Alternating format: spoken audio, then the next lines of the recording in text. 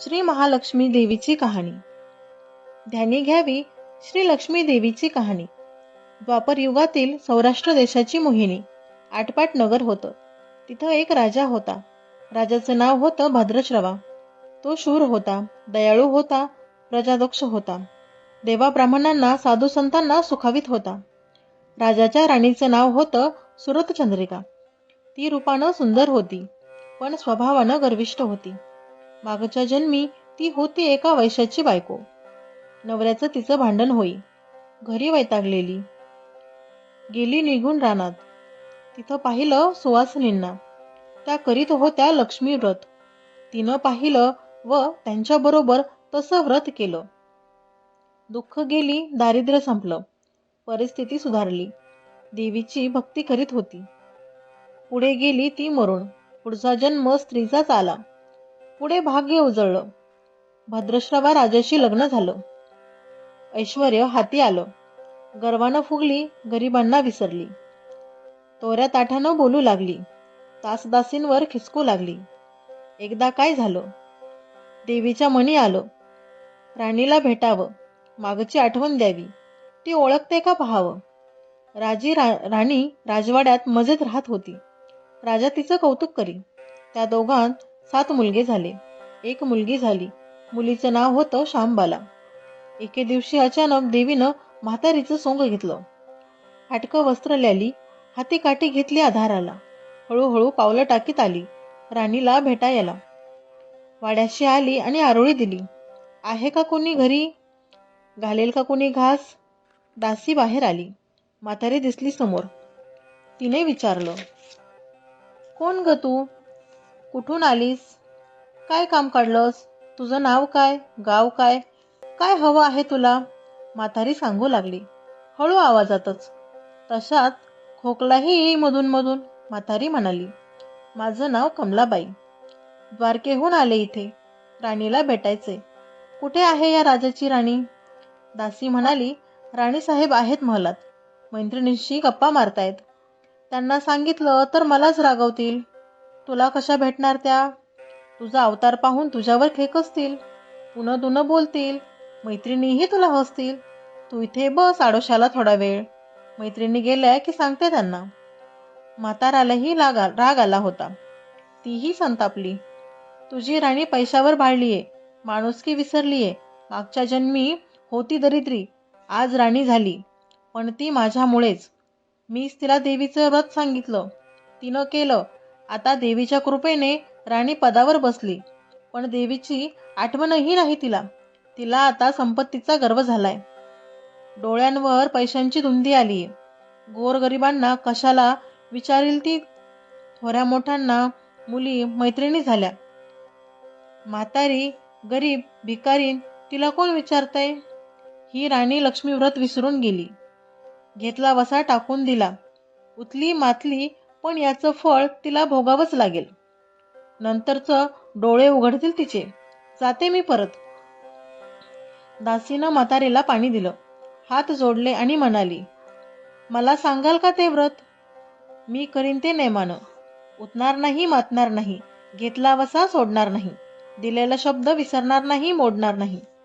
म्हातारीनं त्या दासीला व्रताचा वसा सांगितला. ती उठली व काठी टेकीत तिथून निघून जाणार तोच माडीवरून एक मुलगी लगबगीनं खाली आली. ती होती राणीची मुलगी शामबाला. ती आली नी कळवळून म्हणाली, आजी रागवू नका, माझी आई चुकली, तिच्यासाठी मला क्षमा करा, मला धीर द्या. आईला दिलेला शाप मागे घ्या. मी तुमच्या पाया पडते, मुलीवर दया करा. म्हातारीला आली मुलीची दया. मुलीची होती कोमल काया. ती क्षणभर मुलीकडे डोळे भरून पाहत होती. तिनं मुलीला लक्ष्मी व्रताचा वसा सांगितला व ती मुलीला निरोप देऊन निघणार तोच राणी तरा तरा आली माडीवरून. दाराशी येते तर दिसली ती म्हातारी. राणी कडाडली, कोण ग तू थेरडे, इथे कशाला आलीस. जा इथून, उठ लवकर, नाहीतर ढकलून द्यायला सांगते तुला. लाज नाही वाटत तुला इथे यायला. दुसरं घर नाही का तुला. म्हातारीचे डोळे गरगर फिरले, कपाळावर आट्या उमटल्या आणि तडक ती निघून गेली. पुढं दासीने लक्ष्मी व्रत केलं. तिची स्थिती उत्तम सुधारली. ती गेली दासीपण सोडून. व पुढे सुखानं संसारही सुरू होता तिचा. पुढे मार्गशीर्ष महिना आला. पहिल्याच गुरुवारी श्यामबालेनं लक्ष्मी व्रत केलं. सगळे नेमधर्म पाळून 4 दिवस तिनं ते व्रत केलं. शेवटच्या गुरुवारी थाटानं उद्यापन केलं. सिद्धेश्वर राजाच्या मालाधर नावाच्या राजपुत्राशी श्यामबालेचा विवाह झाला. तिला राजवैभव मिळालं. लक्ष्मी व्रताच्या प्रभावांचं तिचा संसार सुखासमाधानाने चालू लागला. पण भद्रश्रवा आणि सुरतचंद्रिका राणी यांना हळूहळू वाईट दिवस दिसायला चालू झाले. शत्रूनं भद्रश्रवांचं राज्य लुबाडलं. सुरतचंद्रिका राणी होती ती स्थिती बदलली. भद्रश्रवाला फार वाईट वाटे. राणीला रडू कोसळलं. पण करणार काय? एक एक दिवस चिंतेनं उगवत होता, तसाच मावळत होता. रानावनात हिंडून कष्टाचे ते दिवस काढत होती. भद्रश्रवाला वाटलं मुलीकडे जावं, तिला पाहावं. तो एकदाच तिच्या घरी निघाला. चालून चालून दमला होता. नदी तीरावर विसाव्यासाठी थांबला. राणीची दासी नदीवर येत होती. तिनं भद्रश्रवांना पाहिलं, ओळखलं देखील, पण लगबगीनं घरी गेली. राजाला बातमी सांगितली. मालाधरानं माणसं पाठवली, रथ पाठवला आणि श्वशुरांना घरी आणलं. मान सन्मान केला, नवी वस्त्रे दिली व गळ्यामध्ये हार घातला. शांबाला वडिलांना नीट व्यवस्था विचारत होती. राजाचे दिवस मजेत जात होते. आता परत जायचा विचार त्यांच्या मनानं घेतला. जावयाला तसं सुचवलं. भद्रश्रवा मुलीचा व जावयाचा निरोप घेऊन निघाला. जावयानं नोकराजवळ एक हंडा दिला.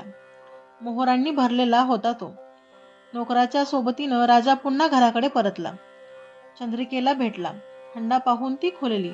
हंड्यावरचं झाकण काढलं. आत पाहते तो काय, आत दिसले कोळसे.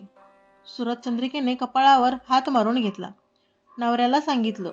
तोही चकित झाला ते ऐकून. दुःखाचे दिवस संपत नव्हते, दारिद्र्याचे भोग सुटत नव्हते. चिंतेचे ढग सभोवर दिसत होते. काळजीचा वणवा भडकत होता. सुरतचंद्रिकेला एक एक दिवस अडचणीचा वाटत होता. तिच्याही मनातनं घेतलं, एकदा मुलीला भेटावं, डोळे भरून पाहून यावं. आपल्या नशिबाचे भोग आपणच सोसायला हवेत. दुसरं करणार काय? एका गुरुवारची ती घरून निघाली. मुलीच्या गावाच्या नदीतीरी बसली. अगदी दमून गेलेली होती ती. त्यावेळीच एक दासी नदीवर आली होती. तिनं राणीच्या आईला ओळखलं. ती महाली गेली. राणीला बातमी दिली, तुमची आई नदीवर बसलीये, खूप दमलेली दिसतीये, तिला आणायला पाठवा कोणीतरी. श्यामबालेनं रथ बोलवला. आईला घेऊन यायला सांगितलं. आई रथात बसून घरी आली. श्यामबालेनं पाहिलं. आईला तिनं प्रेमानं मिठी मारली. मुलीच्या घरचं ऐश्वर्य पाहून तिचे डोळे तृप्त झाले, पण तोंडातून शब्द फुटत नव्हते. आईला स्नान करायला सांगितलं. मग पैठणी नेसायला सांगितली. गळ्यात सोन्या मोत्यांचे अलंकार घातले. आईचं रूप उठून दिसू लागलं. दुपारची वेळ झाली. श्यामबाला लक्ष्मी व्रताचा अवस्था करत होती. लक्ष्मी देवीची भक्तिभावानं पूजा करीत होती. आरती झाली. धूपदीपांचा वास दरवळत होता. श्यामबालेला उपवासच होता. तो ती कडकडीत करी, अगदी निराहार राहून. आईच्या जेवणाची तयारी झाली होती. तिनं आईला जेवायला बोलवलं आणि आईला मागच्या जन्माची आठवण झाली. ती लक्ष्मी व्रताचा अवस्था करत होती. लक्ष्मी देवीच्या कृपेनेच ती राणी झाली होती. ती म्हणाली, श्यामा, मी पण जेवत नाही, मीही तुझ्याबरोबर उपवासच करीन. श्यामा ठीक आहे म्हणाली. मार्गशीर्ष महिनाच होता तो. 4ही गुरुवार मुलीनं केलेलं व्रत तिच्या आईनं पाहिलं होतं. भक्तिभावानं नमस्कार करत होती, उपवास करीत होती, सर्व दुःख दूर व्हावीत म्हणून प्रार्थना करत होती. महिना संपला व घरी जायचा विचार ठरला. तिला पोहोचवायला श्यामबाला बरोबर गेली होती. 4 दिवस राहून श्यामबाला परत निघाली. मालाधरानं पूर्वी पाठवलेला हंडा तिनं घेतला. त्यामध्ये मीठ भरलं व तो नोकराजवळ देऊन ती पुन्हा आपल्या राजवाड्यात आली. मालाधराशी गप्पा गोष्टीत वेळ जात होता. त्यानं सहज विचारलं, माहेराहून काय आणलंस? श्यामबालेनं बरोबर आणलेल्या हंड्याकडे बोट दाखवलं. मालाधरानं झाकण काढलं. आत काय दिसलं त्याला? मिठाचे खडे. हंड्या, अगं वेडे, हे मिठाचे खडे कशाला? इथे नाही का मीठ मिळत? हो मिळतं ना, पण हे मीठ माझ्या वडिलांच्या राज्यातलं आहे. वडिलांचं राज्य सौराष्ट्रात होतं. तिथल्या शेजारच्या समुद्राचं आहे हे मीठ. समुद्रातीरावर दूरवर माझ्या वडिलांचं राज्य पसरलं होतं. पण आज श्यामबालेच्या सांगण्यातील गोम राजानं हेरून घेतली होती. पण तो विचारचक्रात गुंगला होता. श्यामबाला सांगत होती, हे मीठ जीवनाचं अमृत आहे. मिठानंच अन्नाला रुची येते. मीठ नसेल तर सारे पदार्थ अळणी आणि बेचव.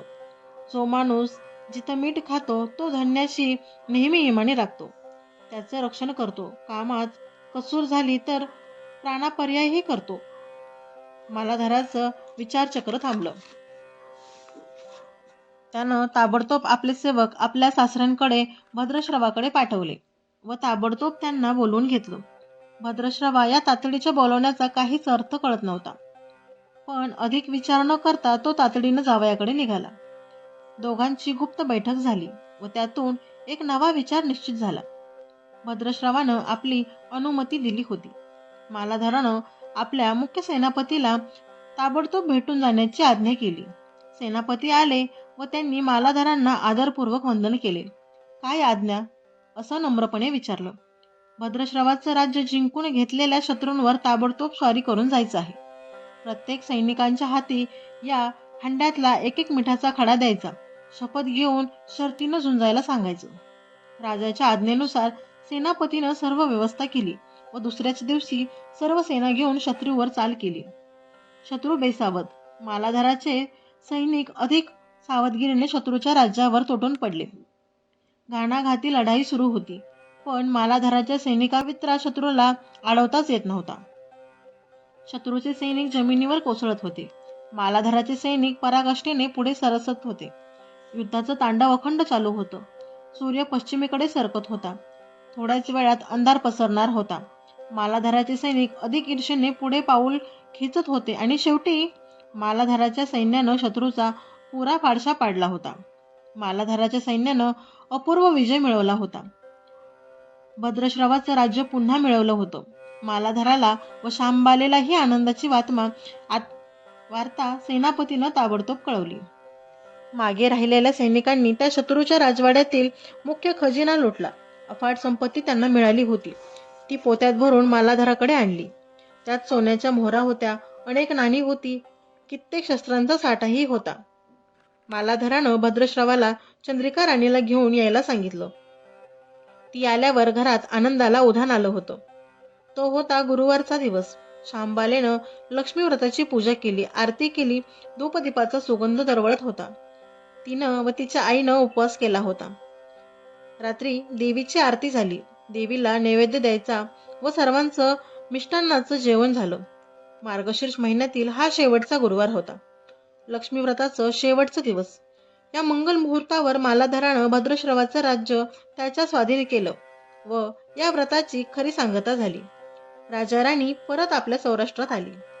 सुरत चंद्रिकेने पुन्हा लक्ष्मी व्रताचा वसा घेतला व तो आजन्म पाळला. घरची स्थिती पुन्हा पूर्वीप्रमाणे सुधारली होती. राजाने 7 मुलगे कुठेतरी दूर देशी गेले होते. तेही अचानक घरी आले.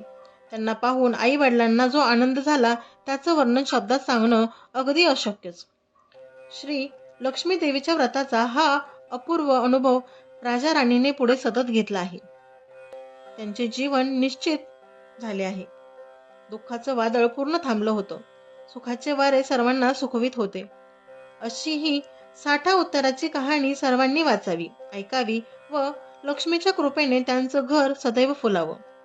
अशी पाचा उत्तरात सफल संपूर्ण करून सर्वांनी देवीला वंदन करावं, ही प्रार्थना.